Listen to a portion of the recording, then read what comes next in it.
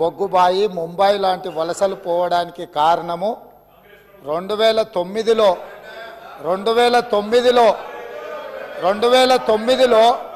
ఒక వ్యక్తి కరీంనగర్ జిల్లా ప్రజలు తరుముతే అక్కడి నుంచి పారిపోయి పాలమూరు జిల్లాకు వలస వస్తే అయ్యో పాపం వలస వచ్చిండని చెప్పి ఆదరించి ఎంపీగా గెలిపిస్తే పోయి అదే పత్తాటు పోయిండు.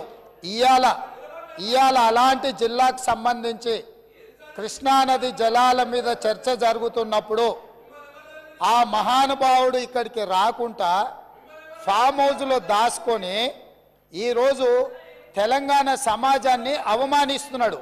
ఇంతకంటే కీలకమైన అంశం ఈ తెలంగాణ సమాజంలో ఏమైనా ఉందా అధ్యక్ష? మీరు చెప్పండి. మీరు కూడా వికారాబాద్ జిల్లా కరువు ప్రాంతం నుంచి వచ్చిండ్రు కదా.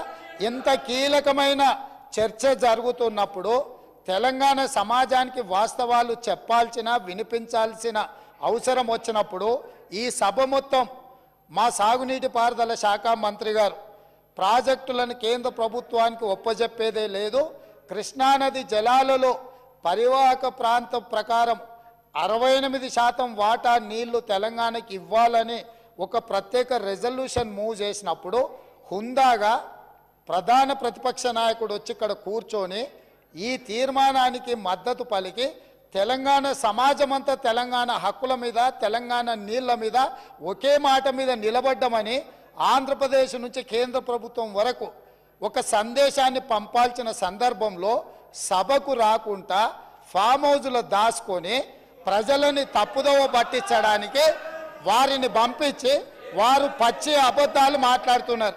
ఏది ఏమైనా మొన్న నేను చూసినప్పుడు ఆ కుర్చీ ఖాళీగా ఉండి ఈరోజు ఆ కుర్చీలో పెద్దలు పద్మరావు గారు కూర్చున్నారు. వారికి ఆ బాధ్యత ఇస్తానన్న వారన్నా నెరవేరుస్తారు. దయచేసి ప్రతిపక్ష నాయకుడిగా పద్మారావు గారు నిజమైన తెలంగాణ ఉద్యమకారుడు, తెలంగాణ కోసం కొట్లాడేటోడు. వారిలాంటి వాళ్ళని పెడితే తెలంగాణ సమాజానికి మేలవుతుంది.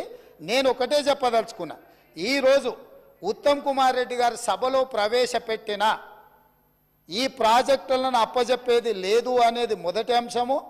పరివాహక ప్రాంతం ప్రకారం 68% నీళ్లు అంటే 551 టీఎంసీల నీళ్లు తెలంగాణకు రావాలి అని వారు తీర్మానం ప్రవేశపెట్టినరు. దానికి అనుకూలమా వ్యతిరేకమా మొదట ఆ విషయంలో స్పష్టత ఇచ్చిన తర్వాత మిగతా ఏ విషయాలైనా మాట్లాడమనుండ్రి.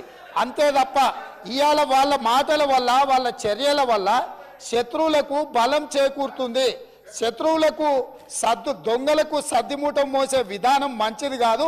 ఇప్పటికైనా దొంగ బుద్ధి మార్చుకొని తెలంగాణ బుద్ధి తెచ్చుకోవాలిగా అని చెప్పి నేను వారికి విజ్ఞప్తి చేస్తున్నా.